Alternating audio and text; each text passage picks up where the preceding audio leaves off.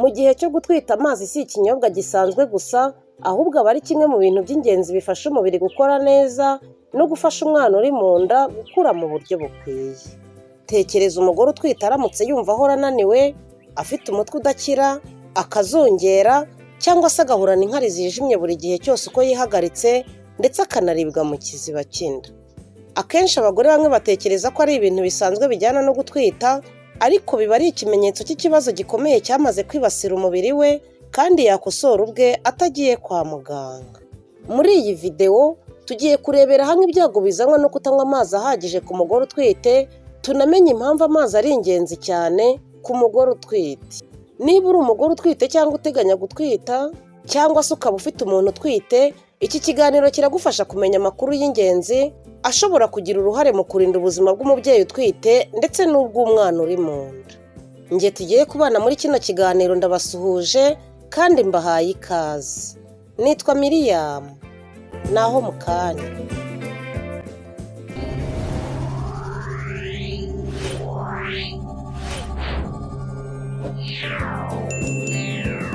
Iyo umugore atwite maze ntanywe amazi ahagije, bishobora kugira ingaruka zitandukanye ku mubiri we ndetse no ku mwana atwite. Ubusanzwe se amazi afasha iki mu gihe cyo gutwita? Mu gihe cyo gutwita amazi afasha gutwara intungamubiri ziva ku mubyeyi zijya ku mwana. Amazi afasha kandi gukora amaraso ahagije, akanafasha gutunganya ubushyuhe bw'umubiri, akoroshya igogorwa ry'ibiryo, akanafasha impyiko gukora neza. Amazi umugore anywa nanone afasha gukora no kubungabunga amazi akikije umwana mu nda, azwi ku izina rya liquide amniotique. Aya mazi niyo arinda umwana ibikomere, akamufasha gutembera neza mu nda no gukura neza, ndetse agafasha ibice by'umubiri we gukura mu buryo bukwiye. Iyo amazi asanzwe yabaye make mu mubiri w'umugore utwite rero, izi nshingano zose zitangira gukora nabi. Ingaruka ya mbere iterwa no kutanywa amazi ahagije ku mugore utwite ni ukugabanuka gukorwa kw'amaraso azenguruka mu mubiri. Amazi agira uruhare runini mu gukora amaraso. Iyo umugore utwite atanywa amazi ahagije, amaraso ashobora kugabanuka cyangwa ugasanga agenda gahoro. Ibi bishobora gutuma intungamubiri ndetse na ogisijene bitagera neza ku mwana. Iyo intungamubiri zitagera ku mwana neza, bishobora kumutera kudakura neza uko byari bikwiye. Naho ingaruka ya kabiri izanwa no kutanywa amazi ahagije ku mugore utwite ni uguhorana umunaniro ukabije. Abagore benshi batwite bakunda kugira umunaniro usanzwe uterwa n'impinduka z'imisemburo, ariko iyo hiyongeyeho kubura amazi mu mubiri, uwo munaniro ushobora kurushaho gukomera kandi umugore akawuhorana. Umugore ashobora kubura imbaraga zo gukora imirimo isanzwe, agahora yumva ashaka kuruhuka, akumva acitse intege, akanagira ibitotsi byinshi. Ibi rero ni bibi kuko bishobora kugira ingaruka ku mibereho ye mu buzima bwa buri munsi. Naho ingaruka ya gatatu iterwa no kutanywa amazi ahagije ku mugore utwite ni ukugira umwuma mu mubiri. Iki ni kimwe mu bibazo bikomeye cyane biterwa no kutanywa amazi ahagije ku mugore utwite. Iyo umubiri utakaje amazi menshi kurusha ayo wakiriye, umuntu agira desidratation ari wo mwuma. Ku mugore utwiteho ibi bishobora gutuma yumva ananiwe cyane, adafite imbaraga, agahorana isereri, akajya areba ibikezi ndetse rimwe na rimwe akanaruka. Ibimenyetso bishobora kugaragaza ko arwaye umwuma cyangwa desidratation ni ukugira inyota ikabije, kuma umunwa, kugira uruhu rukanyaraye, kunyara inkari zijimye no kubura imbaraga akanazungera.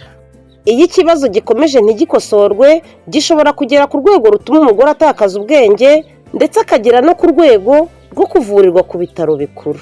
Ingaruka ya kane kandi iterwa no kutanywa amazi ahagije ku mugore utwite ni ukwandura inzira z'inkari. Amazi ashobora gusukura inzira z'inkari no gusohora mikorobe zishobora gutera indwara.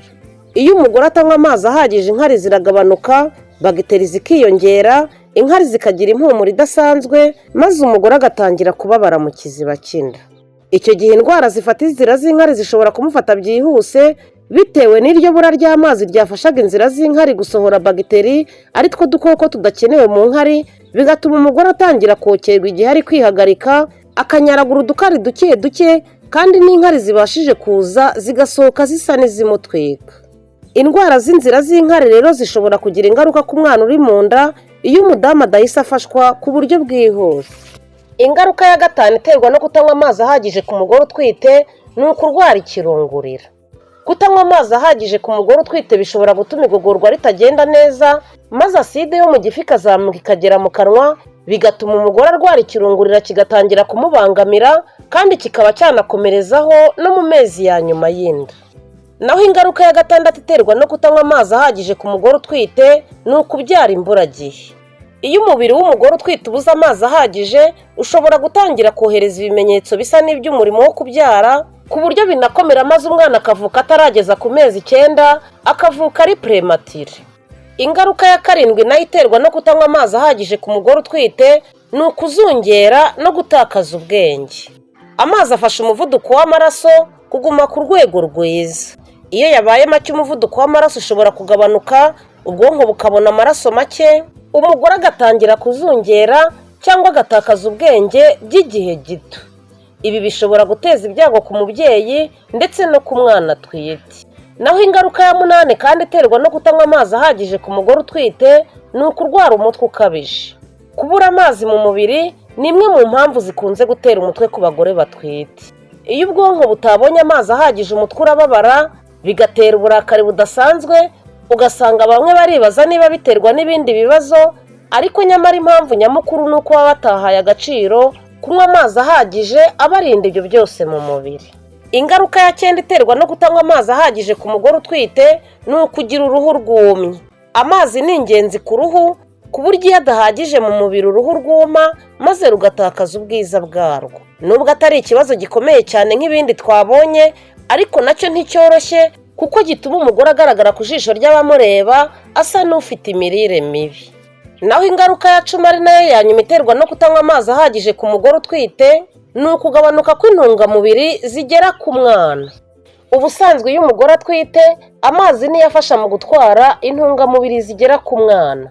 Iyo amazi ari make mu mubiri we rero, intungamubiri zigenda gahoro maze umwana ntabone ibyo akeneye byose, akagwingirira mu nda.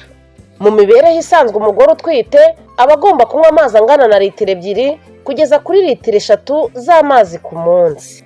Icyakora nanone ingano nyayo y'amazi ishobora gutandukana bitewe n'ikirere, ibikorwa akora, uburemere bwe ndetse n'inama za muganga. Kunywa amazi ahagije ni imwe mu ngamba zoroshye ariko zifite uruhare runini mu kurinda ubuzima bw'umugore utwite no gufasha umwana uri mu nda gukura neza. Nubwo abantu benshi bakunda kwita cyane ku biribwa, imiti n'ibizamini byo kwa muganga, hari igihe bibagirwa ko kunywa amazi ahagije nabyo bifite uruhare runini mu kurinda ubuzima bw'umubyeyi n'ubw'umwana uri mu nda. Bigaragara neza rero ko amazi atari ikinyobwa gisanzwe gusa ku mugore utwite, ahubwo ko ari kimwe mu bintu by'ingenzi bifasha umubiri we gukora neza no gufasha umwana uri mu nda gukura neza mu buryo bukwiriye. Twabonye ko kutanywa amazi ahagije ku mugore utwite bishobora guteza ibibazo byinshi kandi bitandukanye, birimo kwandura kw'inzira z'inkari, bigatera umugore utwite kurwara infection urinere, bikanatera kugabanuka kw'amazi akikije umwana mu nda ya nyina, bigatuma habaho kuribwa mu nda, kugira umunaniro ukabije, kurwara umutwe ndetse no kongera ibyago byo kubyara imburagihe. Nubwo bimwe muri ibyo bibazo bishobora gutangira buhoro buhoro, ariko iyo bititaweho bishobora gukomera bikanagira ingaruka zikomeye ku buzima. Niyo mpamvu umugore utwite adakwiriye gutegereza kunywa amazi ari uko agize inyota, ahubwo ni byiza ko yimenyereza kugira umuco wo kunywa amazi make ku munsi, kugera agwije amazi akenewe mu mubiri umunsi wose agera kuri litiro 3, cyangwa se byamugora akagira litiro 2 nk'uko twabivuze. Niba uri umugore utwite gerageza kujya ugendana icupa ry'amazi aho ugiye hose, kuko bizajya bigufasha kwibuka kunywa amazi kenshi kandi ku buryo bworoshye. Niba amazi asanzwe atakuryohera cyane, ushobora kongeramo uduce duto tw'indimu, cyangwa ukajya urya imbuto zirimo amazi menshi nk'amacunga, inanasi n'imyembe, kugira ngo wongere amazi unywa ku munsi. Kandi niba bikomeje ntushobore kunywa amazi niyo yaba arimo indimu cyangwa se ibindi wayahongeye, ugisha inama muganga cyangwa umubyaza.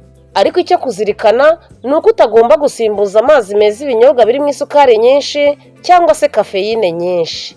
Nubwo nabyo ari amazi mu buryo bumwe, ariko amazi asanzwe niyo afasha umubiri gukora neza kurushaho, kandi wibuke ko ubuzima bw'umwana butangirira ku buzima bwa nyina. Komeza witwararike ubuzima bwawe, ukurikize inama uhabwa n'abaganga ndetse n'ababyaza, kandi ujye uha agaciro ibintu byoroheje ariko bifite akamaro gakomeye, harimo no kunywa amazi meza kandi ahagije buri munsi. ndagushimiye, ugire amahoro, naho ubutaha.